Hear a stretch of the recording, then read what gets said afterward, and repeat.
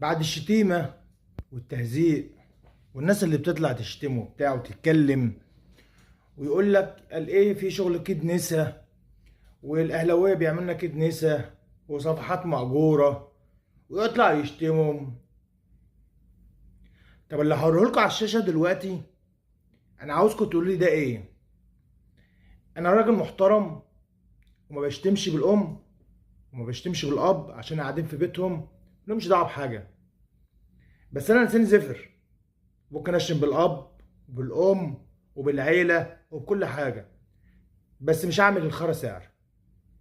لما واحد يعمل بص زي ده ويبعته لواحد اسمه ماهر حنا مع الجنسيه الامريكيه، واللي بعته اسمه احمد اسمه مش عارف حاجه السفاح، ويقول له بنشكرك ان انت قدمت بلاغ في زيزو.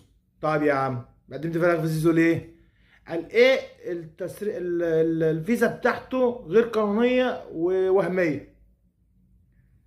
وكمان بص بقى النداله دي مش نداله، دي نداله وقله قص وعدم وطنيه، وما يعتبرش عربي وما يعتبرش مصري وما يعتبرش اصلا شرب من ميه النيل دي اصلا، او هبل او عبط ما تفهمش.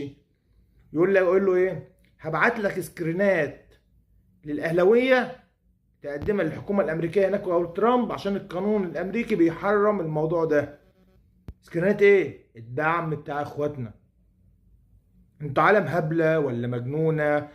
دي كوره، وانت عشان تغيظ الاهلي او تعاند في الاهلي او انت عارف ان الاهلي اعلى منك، الاهلي بيلعب في كاس العالم واعلى منك، عاوز تضايق الاهلي باي طريقه؟ انت كده ما بتضايقش الاهلي يا ابني، يا حبيب قلبي انت كده ما بتضايقش الاهلي. انت كده انت خلاص انت اتشلت من العروبه اللي فيك، بقيت زيهم.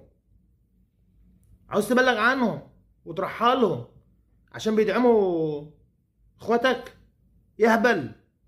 وفي الاخر تشتمهم وفي الاخر تقول له اصل بيطلع يقول عشان خاطر ياخد يا سيادنا، يا سيادنا الناس تفهم كده وتعقل، دي كوره.